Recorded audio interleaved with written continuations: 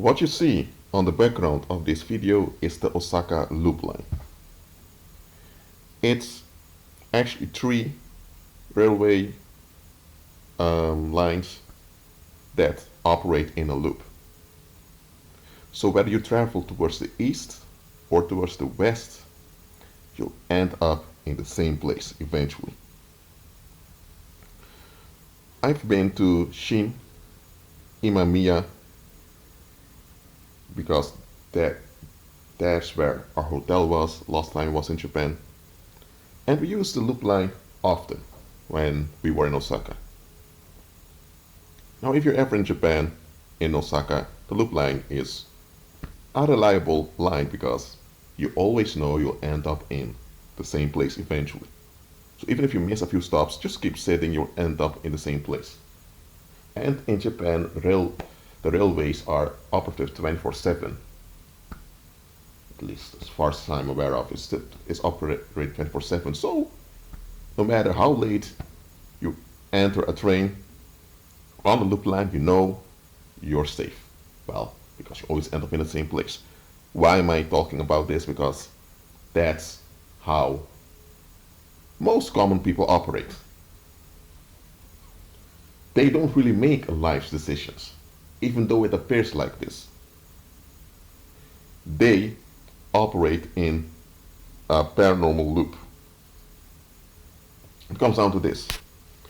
Their ancestors had a mechanical way of relating to one another. This they transfer to the next generation. And because the next generation only has their elders to learn from, they'll relate in a similar way. And that's how it continues. Now it can be that someone's grandfather was a farmer and he today is a lawyer. Now you may say, Rashid, that's evidence that things have changed. No, hold on a minute. The same pattern of his grandfather is still visible in the grandson. But only the grandson has another environment in which it manifests. So a generational curse, or I'm saying transgenerational violence, as I mentioned before, it's violence or a conflict transferred to the next generation. The original people involved in the conflict will die. They'll be gone. But a new generation will pick up the pattern, enacts the pattern. They get used to the pattern. So now we have new perpetrators and new victims. And victims that develop a victim mentality will likely become perpetrators themselves. That's how the loop is extended to another generation. So more people get involved in it. Until someone down the line decides, it's enough. I'm not into this. I'm out. But the individual seeking a way out from this paranormal loop will face a lot of resistance. Here's why. A generational curse or transgenerational violence, it offers security because you always know what will happen. Okay, you want me to give an illustration of transgenerational violence? Okay, I'll do it. For those that still don't capture what I'm saying. You have James. He lives in the late 1700s. He was an alcoholic. He often drank to relieve himself. And when he couldn't drink, he acted out against his wife. The children were upset with him. They couldn't stand him. And the people in the village, they just coped with it. So James dies, and Frank, the son, now has his own wife and kids. But there's the thing. Frank is so into avoiding people like his dad that he developed bitterness on the inside without being aware of it. And this acts out towards his kids. But he's in denial. So now his kids have something against him. And he's not an alcoholic, but he's a rageaholic. He often rages. And then go down the line. You today have Brenda, who is addicted to drugs, due to her coping with the emotional neglect of her parents, especially her dad. Now, this Brenda descends of that James. This Brenda is not an alcoholic, neither is her father. But the conflict energetically has been transferred on and on. Now, Brenda is not aware of this. But for Brenda to really recover, she must break the cycle. She must get out of the cycle, because what would happen if she gets relief from a drug addiction instead of being delivered from the cycle that led to the drug addiction? That cycle will repeat with someone else. Her future husband will be drawn into the loop also. And that's how it goes on and on and on. So, generational curses, when you look at it carefully, are sustained by the world, because the world has a sense of security with generational curses. For example, if everyone of a Chinese minority in a certain country are addicted to gambling, then everyone in the host country has an expectation that Chinese folks will be addicted to gambling.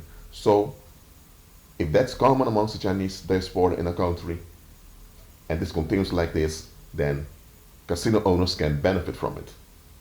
The moment many Chinese folks break free from this cycle of gambling, what's going to happen? Those casino owners will lose customers and they'll go bankrupt. So do you think that those casino owners want the people from the Chinese diaspora to be delivered? No, they don't want that.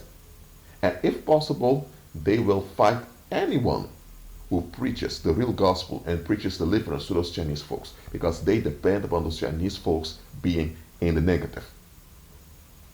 That's how it is in society in general. Anyone who seeks to be free from generational loops is resisted, and in some cases even killed, because society is a fear construct and operates, and it works like this. There is conflict between groups, but they need to get along. So to get along, they transfer all the tension of these conflicts to third parties. Those are people from the same community. So the people that are targeted become dysfunctional due to the violence. And if this repeats over the generations, then from generation to generation, that society will sustain itself. As long as there are targets who can be victimized, society will continue. The moment many people from the targeting groups leave, the collective spell breaks. But when the collective spell breaks, society can't function anymore. So either all the groups need to become the target, or the old needs to be reinstalled. Now you understand why things like ethnic violence, racism, and xenophobia are hard to uproot from a community. Because often these are the things that keep a community going. That's how it goes in the world. But you, when you follow Christ, you don't have to be stuck in this loop. Agree with him and listen. When you're free from this loop, when you're free from transgenerational violence, you will come to quite some difficulties while moving forward. But those difficulties are the evidence that you've been freed. Because if you're part of the loop, you won't get much resistance. Because you contribute to the collective relief seeking of society. So yes, you will receive tensions if you're part of the target group, or if you're not part of the target group, you will be under pressure to comply with the violence, but you won't be destroyed or nor seen as an enemy, because you are part of the system. But the moment you're free from transgenerational violence, well, now you are a potential threat. So, again, agree with Christ and count all joy when tribulation comes against you, because in Christ you overcome. Be at peace.